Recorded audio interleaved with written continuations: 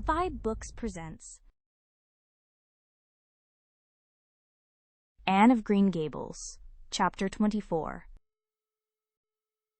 Chapter 24. Miss Stacy and her pupils get up a concert. It was October again when Anne was ready to go back to school. A glorious October, all red and gold, with mellow mornings when the valleys were filled with delicate mists, as if the spirit of autumn had poured them in for the sun to drain.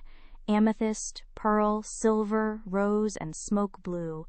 The dews were so heavy that the fields glistened like cloth of silver, and there were such heaps of rustling leaves in the hollows of many-stemmed woods to run crisply through.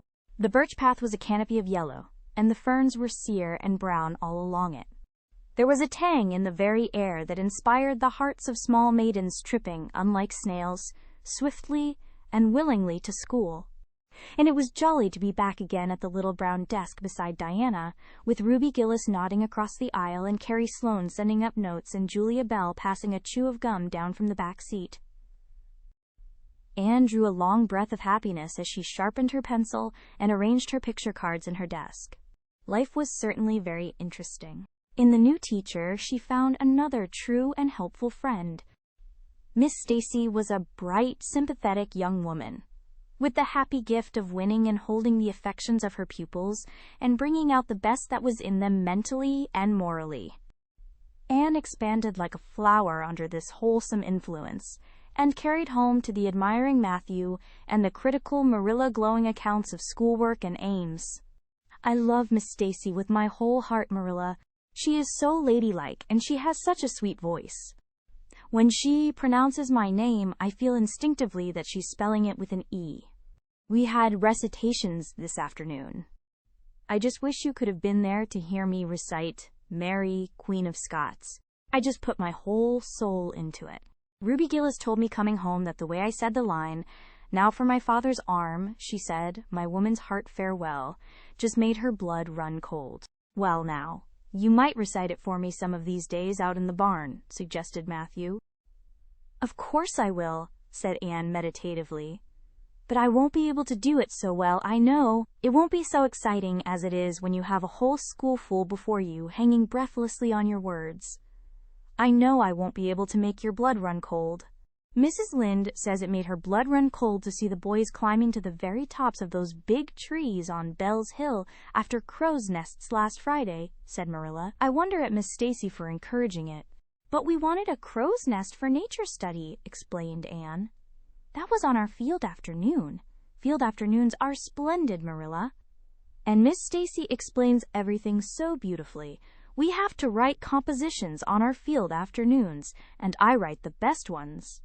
"It's very vain of you to say so, then. You'd better let your teacher say it." "But she did say it, Marilla, and indeed I'm not vain about it. How can I be when I'm such a dunce at geometry, although I'm really beginning to see through it a little too. Miss Stacy makes it so clear. Still, I'll never be good at it, and I assure you it is a humbling reflection. But I love writing compositions. Mostly Miss Stacy lets us choose our own subjects, but next week we are to write a composition on some remarkable person. It's hard to choose among so many remarkable people who have lived. Mustn't it be splendid to be remarkable and have compositions written about you after you're dead? Oh, I would dearly love to be remarkable. I think when I grow up, I'll be a trained nurse and go with the Red Crosses to the field of battle as a messenger of mercy. That is, if I don't go out as a foreign missionary. That would be very romantic, but one would have to be very good to be a missionary, and that would be a stumbling block. We have physical culture exercises every day, too. They make you graceful and promote digestion." "Promote fiddlesticks," said Marilla, who honestly thought it was all nonsense.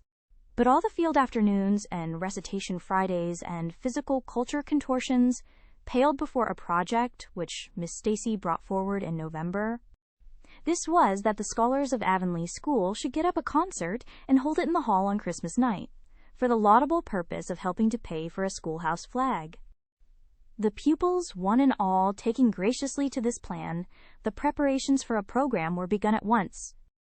And of all the excited performers-elect, None was so excited as Anne Shirley, who threw herself into the undertaking heart and soul, hampered as she was by Marilla's disapproval. Marilla thought it all rank foolishness. "It's just filling your heads up with nonsense and taking time that ought to be put on your lessons," she grumbled. "I don't approve of children's getting up concerts and racing about to practices. It makes them vain and forward and fond of gadding." "But think of the worthy object," pleaded Anne. "A flag will cultivate a spirit of patriotism, Marilla." "Fudge! There's precious little patriotism in the thoughts of any of you. All you want is a good time." "Well, when you can combine patriotism and fun, isn't it all right? Of course it's real nice to be getting up a concert. We're gonna have 6 choruses, and Diana is to sing a solo.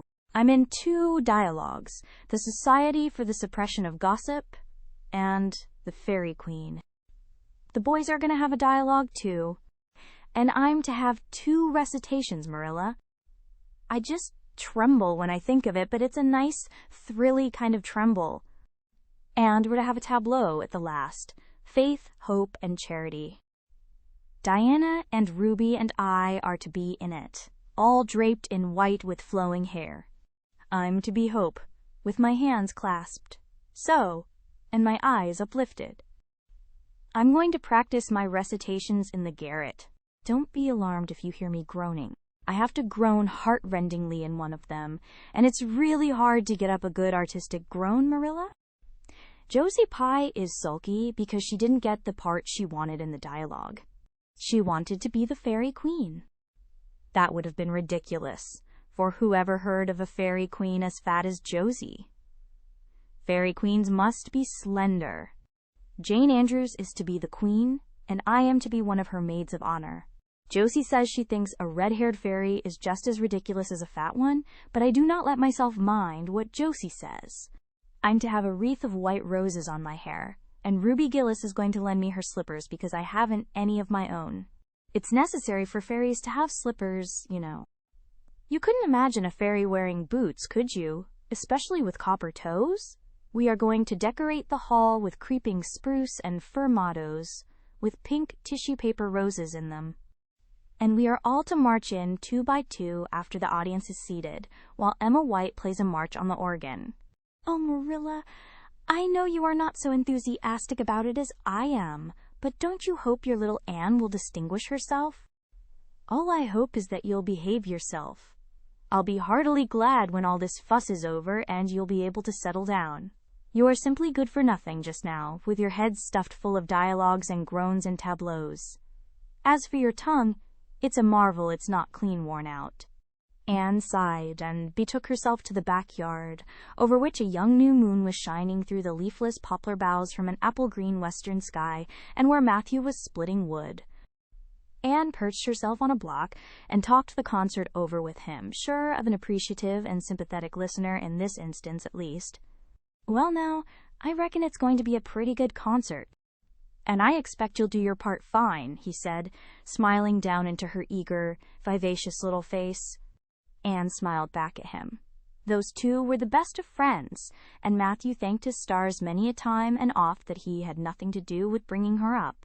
That was Marilla's exclusive duty. If it had been his, he would have been worried over frequent conflicts between inclination and said duty. As it was, he was free to spoil Anne, Marilla's phrasing, as much as he liked. But it was not such a bad arrangement after all. A little appreciation sometimes does quite as much good as all the conscientious bringing up in the world.